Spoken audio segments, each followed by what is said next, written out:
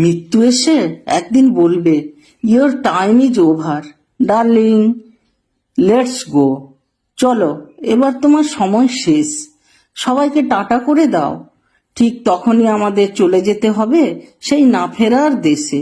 খুব কষ্ট হবে, কত না বলা কথা বাকি থেকে যাবে, কত কাছে আসার মুহূর্তগুলো হারিয়ে যাবে। তখন নো ইগো, নো কমপ্লেক্স, মান অভিমান, ভুল বোঝাবুঝি, ঝগড়া, রাগ, ভালোবাসা কিচ্ছু থাকবে না, কিচ্ছুটি না। একটু ছুঁয়ে দেখা থাকবে না, কাঁধের ওপর মাথা রেখে কান্না থাকবে না, শুধু চুল্লির আগুন অথবা 6 ফুট জমি। তাই যতদিন আছি শুধু ভালোবেসে বাঁচলে ক্ষতি কি? এই পৃথিবীতে আমরা কর্তব্য ও স্বার্থ এই দুটো নিয়েই চলছি। তার কারণ একটু ভেবে দেখলেই তুমি খুঁজে পাবে। আমরা এখানে জন্মেছি একটা দিক, এবং মৃত্যুর কাছে আমাদের পৌঁছাতে হবে সেটা আর একটা দিক। এই রাস্তার যে মাঝখানে থাকবে, এটা আমাদের হেঁটে চলতে হবে জন্ম থেকে মৃত্যু অবধি। কিন্তু তার মাঝখানে আমাদের কর্তব্য আছে অনেক কিছুই। আমরা যাদের সঙ্গে থাকি এই পৃথিবীতে, তাদের প্রতি আমাদের অনেক কর্তব্য থাকে। একটা মা বাবা তার সন্তানকে যখন সে জন্ম দেয়, সেই মা বাবার কর্তব্যের মধ্যে পড়ে সন্তানকে খাইয়ে পরিয়ে তাকে বড় করে এবং ভালোভাবে তাকে মানুষের মতো একটা মানুষ গড়ে তোলা।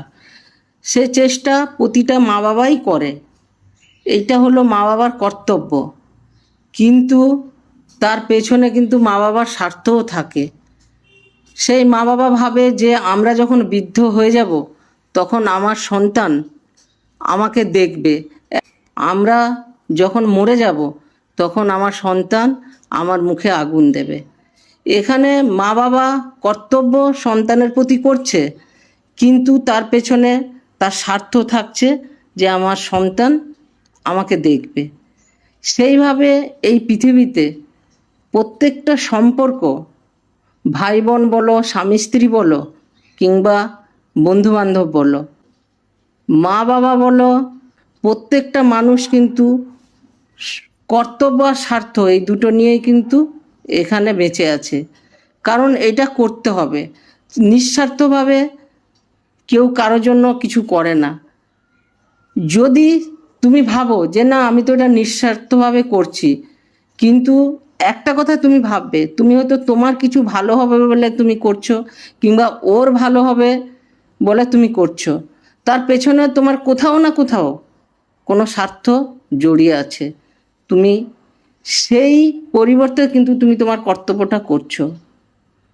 তাই আমরা এই পৃথিবীতে যতদিন এই জন্ম থেকে মৃত্যু অবধি পৌঁছে না যাচ্ছি, আমাদের কিন্তু প্রত্যেকে আমরা কিছু না কিছু কর্তব্য এখানে আমরা করতে হয়, এবং সঠিক কর্মটাও করে যেতে হয়। সেই কর্তব্য আমরা করতে গেলে সেখানে আমরা নিজের অজান্তেই কোনো স্বার্থে আমরা জড়িয়ে পড়ি। তাই এই পৃথিবীতে কর্তব্য আর স্বার্থ এই দুটো জিনিসই আছে। এই ভিডিওটা যদি ভালো লেগে থাকে তাহলে একটা কমেন্ট দিয়ে আমাকে উৎসাহ দেবেন, আর যদি কিছু ভুল হয়ে থাকে তাহলে আমাকে কমেন্টে জানাবেন। আমার চ্যানেলটাকে সাবস্ক্রাইব করে দেবেন, আর বেল আইকন টিপুন যাতে পরবর্তী ভিডিও অতি সহজেই আপনাদের কাছে পৌঁছে যায়। আর আমি ঈশ্বরের কাছে প্রার্থনা করি আপনারা সবাই সুস্থ থাকবেন, ভালো থাকবেন। ধন্যবাদ।